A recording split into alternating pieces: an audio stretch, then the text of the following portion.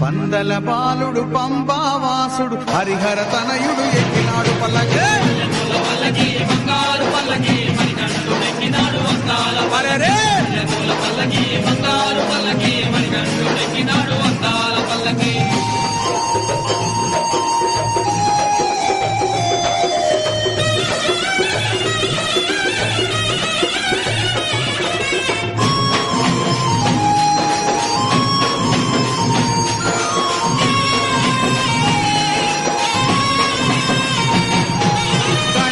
సోదరుడు